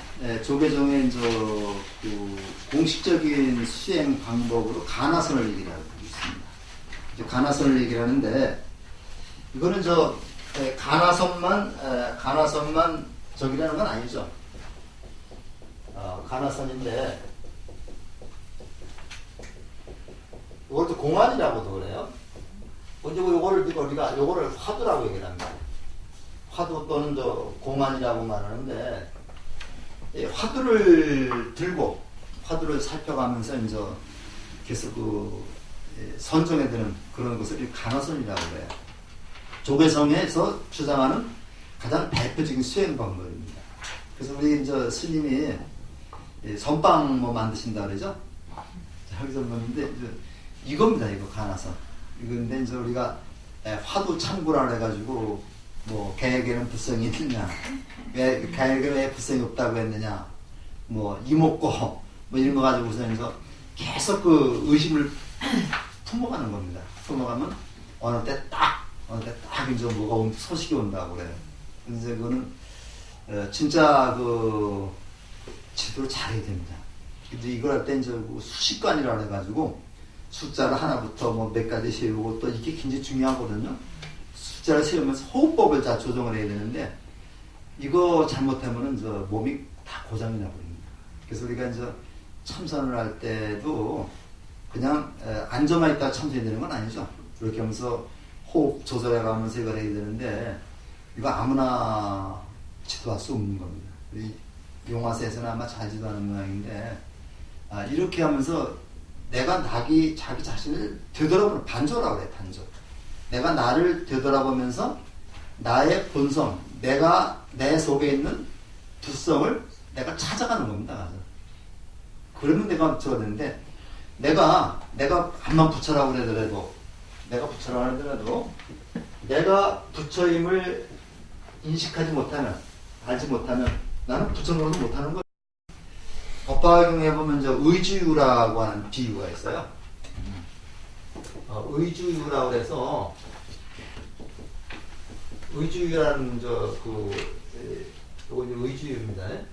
이런 비유가 있는데 어떤 가난한 친구하고 그다음에 이제 부자 친구가 서로 이제 만났습니다. 만나서 이제 하룻밤을 재밌게 놀았는데 같이 잠자리 들었는데 다른간 부자 친구한테 이제 급한 일이 생겼어요. 급한 일이 생겨가지고 근데 가난한 친구는 잠을 자고 있거든요. 그래서 이제 가난한 친구에게 자기가 가지고 있는 이제 보물 금반지나 이게 됐겠죠. 다이아몬드 같은 걸 해서 이걸 갖다가 가난한 친구의 이제 옷 속에 이제 넣어주고 자기는 황급히 이제 일을 보러 갔습니다. 근데 이 가난한 친구는 자기 부잣집 친구가 자기 주머니에다가 이 감나가는 보석을 넣은 걸 모르는 거예요. 그러니까 어떻게 살합니까? 계속 가난하게 살았어요. 20몇 년이 지났습니다. 20몇 년이 지나가지고 그 부잣집 친구하고 가난한 친구가 또 만났어요. 그 부잣집 친구가 야, 너 왜 그렇게 사냐? 이렇게 물어보니까 나한테 내 평생 이러고 내 팔자가 이런 거 어떻게 하냐 했더니 야, 내가 어느 때 너 만났을 때 내 주머니 속에다가 감나가는 보석을 누졌지 않았냐? 그걸 가지고 살았으면 행복하게 살고 왜 이렇게 사느냐 했더니 진짜 그걸 뒤져보니까 그 보석이 있는 거예요. 그러니까 자기가 그러한 귀중한 보석이 있는 걸 알지도 못하고 그냥 가난하게 살았던 거죠. 이게 보석이 바로 뭐예요? 보석이 바로 부처님의 가르침입니다. 바로 어떤 가르침이냐? 내가 바로 부처라고 하는 그런 메시지가 되거든요. 근데 그걸 자기가 알았으면 부처다운 행동을 할 텐데 제가 몰랐기 때문에 부처다운 행동을 못하고 중생으로 살았던 겁니다. 그러니까 내가 아무리 좋은 신분이고 뭐가 있다 하더라도 그걸 못하는 거예요. 그래서 이제 법화경에 이제 방편품에 보면 그런 얘기가 나오죠. 방편품은 내가 여태까지 너희들에게 말한 거는 다 방편이다. 내가 진짜 내 가슴에 엑기스를 내가 말해주겠다 하고 이제 부처님이 얘기를 합니다. 얘기를 하니까 그 제자들이 이제 반신반의하고 저기가 이제 그게 있다. 진짜 엑기스가 있다. 이렇게 얘기를 하니까 사리불이 3번이나 청을 합니다. 부처님 그걸 말씀해 주십시오 하니까 그 부처님이 너희들은 믿지 않을 것이다. 그래서 세 분이나 청하기 때문에 어쩔 수 없어서 그 얘기를 해줍니다. 그걸 얘기하려고 하니까 5천 명의 제자가 밖으로 나가버리죠. 그 사람들은 증상만이라 해가지고 아직 부처가 될 인연이 무르익지 않은 사람들이 그렇게 얘기를 하고 있어요. 그래서 5천 명의 제자가 나간 다음에 부처님이 방편이 아니라 진짜 에이키스를 말해줍니다. 에이키스가 뭔지 아세요? 에이키스가 바로 내가 부처다. 이게 에이키스입니다. 그러니까 일대사인연 뭐 개시업이라 해가지고 내가 부처임을 깨닫고 부처다운 행동을 하라. 요게 이제 그 부처님이 제자들에게 말씀한 진짜 에키스 진리입니다. 이게 이제 방편품에 나오거든요. 그러고 나서 그 다음부터는 이제 내가 부처라고 하는 사실을 전제해 놓고서 어떻게 실천할 것인가 이런 얘기가 쫙 나오고 있습니다. 근데 우리가 이제 살면서 내가 부처라는 사실을 모르게 되면은 그 평생 중생 노릇만 하게 되는 거죠. 그런 점들을 우리가 좀 염두에 둔다면은 가나선이라고 하는 선은요, 참선은 그런 걸 통해서 내가 부처임을 확인해 나가는 그런 과정이 아니겠는가 그래서 그러니까 그 선이라고 하는 것이 참선이라는 것이 그렇게 몸과 마음을 가다듬어가면서 내가 부처라는 사실을 확인하고 어떻게 부처다운 행동을 할 것인가 요거를 이제 해나가는 것이 참선이 아니겠나 생각을 합니다. 그래서 대체적으로 이제 이 가나선은요 거기 쭉 보면요 중간에 보면 두 번째 단락의 셋째 줄에 보면은 대종고라는 사람이 나오죠. 대종고라는 사람이 나오는데 이건 양기파의 이제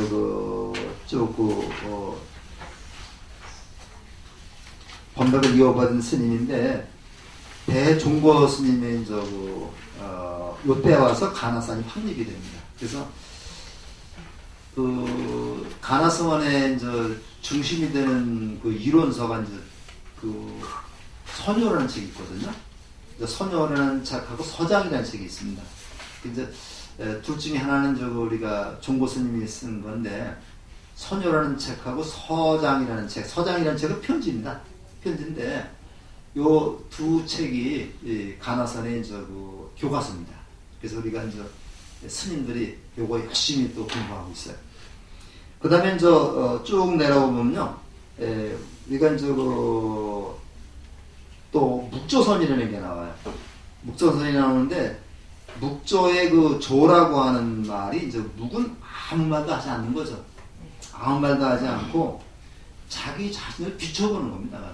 그래서 이제 그 가나선은 화두를 딱 세워놓고 화두를 참고하는 거고, 그 다음에 묵조선은 그냥 아무 생각도 않고 아무 생각도 안 하면서 자기의 그 인생이 이제 파노라마처럼 쫙 전개되고 거기에서 자기가 부처임을 확인하는 그런 선의 방법이라 그러는데 조계종에서는 이제 물론 뭐 다른 선 방법은 다른 선정 방법을 부정하는 게 아니라 가나선을 가장 그 좋은 수행법으로 지금 얘기를 하고 있고 그 밖에도 뭐 묵조선도 있고 그 다음에 뭐 요즘에 나오는 뭐 윗바사나도 있고 여러 가지 그 방법이 있는데 이거는 어떤 수행 방법이 제일 좋다 이건 아닙니다. 이건 아니고 자기 이게 맞는 그런 수행 방법을 찾아가 공부를 하면 되겠습니다. 그러면서 우리가 이제 그 마조 스님, 임재 스님 이런 분들을 거치면서 선불교가 꽃을 피우게 된다는 얘기입니다. 선불교가 꽃을 피워가지고 이것이 이제 우리나라에까지 계속 이어지고 있어요. 그 다음에 이제 교재를 보시면요, 106쪽을 한번 보시면요, 106쪽을 보시면 불교 사상의 융합 태피가 나오죠. 달도 참을 기운다 그러죠. 달도 참을 기울고, 그 다음에 밤이 되면, 낮이 되면 또 밤이 오고, 밤이 오면 또 아침이 옵니다. 이게 우리의 이제 인생사가 이렇게 대표가 되는 건데, 우리가 이제 불교가 이렇게 또 융합을 되면은 나중에 또 쇠퇴할 때가 또 오는 거죠. 그래서, 126쪽의 밑에서 셋째 줄을 좀 보시면요. 11세기와 12세기에는 강력한 신유교의 부흥기였다. 16개 부흥인데 여기에서 도덕적, 정치적 사상에 대한 과거의 제도가 모든 것을 포용하는 학문적 교육으로서 불교의 최고 이론이 되었으며 14세기에는 공식적으로 정통이 되었다. 이 신유교가 아마 성리학, 주도의 성리학을 말하는 것 같습니다. 어제 잠깐 제가 말씀드렸지만 이 주자는 불교의 아주 도통한 그런 분이었죠. 도통한 분이었기 때문에 불교 너무 잘 알기 때문에 불교를 진짜 비판할 수 있었던 겁니다. 요즘에 그 천주교 신부님이나 이 수녀님들이 절에 가면 많이 보죠. 수녀님들 많이 보죠. 절에 가면 많이 관심 가지고 이제 오셔서 법당에 들어와서 절교하고 그러시는데 이 신부님이나 수녀님들이 불교 공부를 굉장히 열심히 하고 있어요. 불교를 열심히 해가지고 그런 불교의 그러한 그 좋은 가르침을 저기를 해요. 자기들이 카톨릭에다가 이제 그걸 써먹습니다. 이걸 우리가 환골탈태라고 그래요. 이런 말 들어보셨어요? 응? 환골탈태라고 그래가지고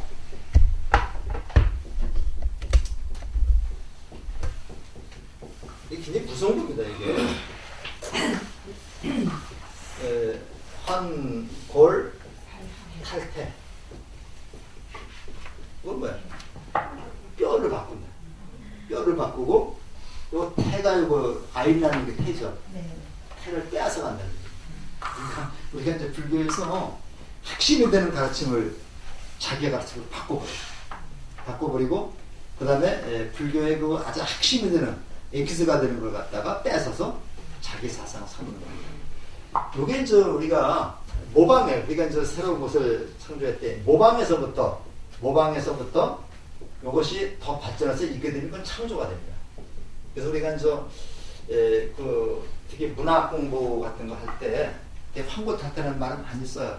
그래서 앞에 사람들의 작품이나 사상을 그대로 모방하는 게 아니라 이것을 완전히 내 것으로 재창조하는 것을 환골탈태라고 합니다.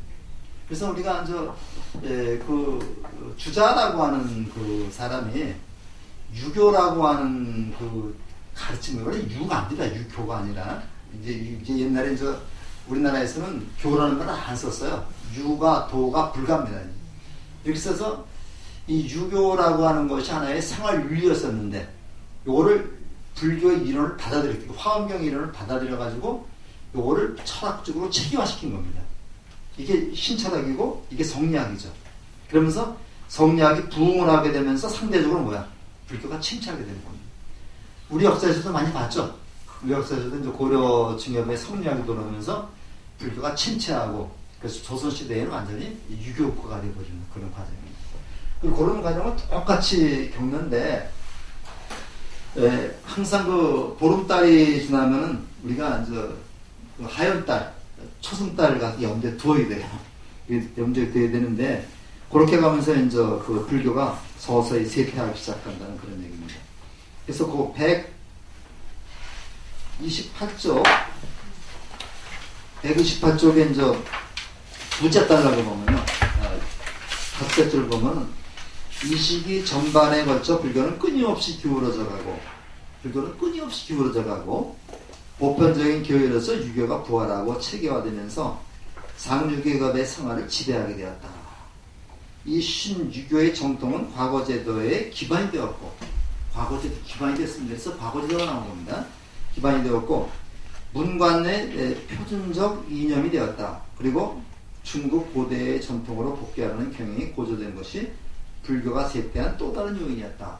어쨌든 간에 불교는 인도에서 들어온 종교죠.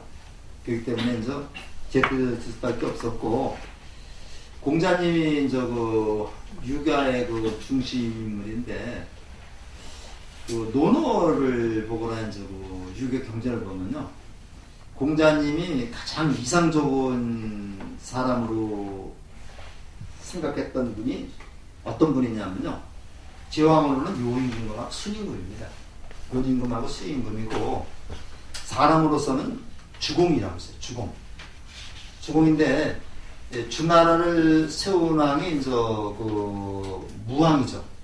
무왕이고 주나라의 그 세우기 전에 이제 이름이 왕이 주문왕입니다. 문왕이고 문왕의 큰 아들이 무왕이고 무왕이 이제 그 강태공 이 사람을 활용해서 이제 그 음나라를 갖다가 이제 그 멸망시키는데 이 무왕이 일찍 죽어요. 일찍 죽으니까 그 아들이 이제 성왕인데 그 무왕의 동생이 주공입니다. 주공인데 주공이 왕위를 자기가 차지하지 않고 자기 조카를 갖다가 보좌해가지고 주나라를 강대하게 만들어요. 그래서 이게 주공이 나오는데 이 공자님이 인간의 가장 그 원만한 모델을 삼았던 사람이 주공입니다. 그래서 주공을 우리가 분자라고 말하거든요. 분자라고 말하면서 이제 주공과 같은 그러한 그 신하들이 있고 요임금이나 순임금 같은 그러한 임금이 있다면은 이 세상이 바로 가장 이상적인 국가가 아니겠는가 이런 얘기를 많이 하거든요. 그러니까 다시 말해서 이때 그 르네상스 운동이라고 볼 수 있는데 중국 사람들이 다시 이때 돌아가고자 하는 겁니다. 맞아요. 주공이나 요순 시대로 돌아가고자 하는 거니까 불교가 설 자리가 없는 거죠. 이때는 불교가 들어오지도 않았을 때니까요. 그래서 이제 이런 것들을 거치면서 계속 불교가 이제 쇠퇴를 하게 됩니다. 자, 그 다음에 이제 129쪽에 이제 어떻게 다 돼갑니다. 다섯째 줄 보세요. 그러나 불교의 세락은 무엇보다 먼저 지식인 계층에서 비롯되었다. 그 다음에 이제 지식인 계층과 승단에 대한 사회적 존경심의 하락은 여러 가지 방식으로 나타났다 해서 이게 이제 그 존경심이 떨어진 겁니다. 그래서 그 밑에 보면 첫째, 지식인 계층이 승려가 되는 기운은 드물었고, 교단은 더욱더 교양 없는 대중에 의해 변제되었고, 진지한 경전 연구와 학문 활동을 좌대시켰다. 이러면서 결국 지식인층이 외면하면서 이제 불교가 들리게 된 것이다. 그러면서 이제 넘겨서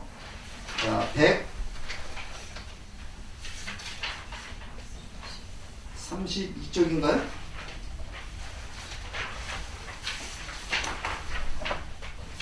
이쪽이죠. 이게 보면 거기 이제 여섯째 줄 보면요. 본래 아미타불의 보처보살인 그 관음보살은 여성의 모습을 띠게 됐고, 그 다음에 또 내려가면 포대화상이 나오죠. 이 포대화상은 이거 맞아요? 142쪽인가? 112쪽이 112쪽. 112쪽에 그 여섯째 줄을 보세요. 112쪽이죠. 이게 알 때 잘 안 보이네요. 관음보살은 여성의 모습을 취해서 나왔고 대중화돼 나갔고, 그 다음에 이제 불교적 구세주인 미륵은 놀라운 모습 변화되었는데, 대중들은 인상 속에서는 미륵이 포대라 불리는 10세기의 괴짜 승려와 동일시되었다. 그래서 이 포대화상 우리 여기 있죠. 있는데 이제 이 포대화상은 실제로 존재했던 것입니다. 거기 안내문도 적어놨습니다만 실제로 존재했던 스님인데, 항상 이 포대 자루죠, 자루. 여기다가 선물을 가져다니면서 이렇게 가난한 사람 놀아줬다고 그래요. 그래서 이거는 산타크로스 하나. 그래서 사람들이 포대화상을 굉장히 좋아했겠죠. 그래서 이 포대화상을 다음에 올 미륵불의 화신이다. 그래서 중국전에 가면 거의 미륵전에 이 포대화상이 있습니다. 그래서 이제 우리 절에도 많이 있는데 이런 포대화상 같은 이제 그런 그 분들이 나와서 하긴 했지만은 지식인들이 외면하고 이제 그러니까 불교가 쇠퇴할 수밖에 없었다. 거기다가 이제 중국이 이제 공산화됐죠. 공산화됐는데 공산화된 나라에서는 종교는 설 자리가 없습니다. 그래서 불교가 이제 그 중국에서 거의 사라질 듯하고 있는데 요즘에 조금씩 불교가 다시 싹을 틔우고 있다고 그러는데 알 수가 없죠. 알 수가 없고 대신 대만에서는 아주 굉장히 그 신천적인 불교가 이렇게 융성하고 있어서 그 자제공덕회 같은 데가 이제 아주 엄청나게 크게 활동을 하고 있죠. 그래서 우리가 그런 것을 모델로 해서 좀 받아들여야 되지 않을까 하는 생각을 해보고요. 제가 오늘 선불교를 좀 살펴봤는데 저도 잘 몰라가지고 그냥 그 수박 겉핥기식으로 좀 봤고요. 다음 시간부터 3시간 동안 이제 한국 불교입니다. 한국 불교에서 이제 우리 불교 도입부터 전례부터 뭐 삼국시대, 통일신라 시대, 고려시대, 그 다음에 조선시대에 걸쳐서 우리 불교가 어떻게 흘러갔는가를 3시간 동안 보고, 그 다음에는 마지막 시간은 세계, 뭐 동남아 불교나, 그 다음에 저기 티베트, 몽고 불교, 그 다음에 유럽의 불교, 이런까지 한번 마무리하면서 같이 듣도록 하겠습니다. 오늘은 이렇게 마치겠습니다.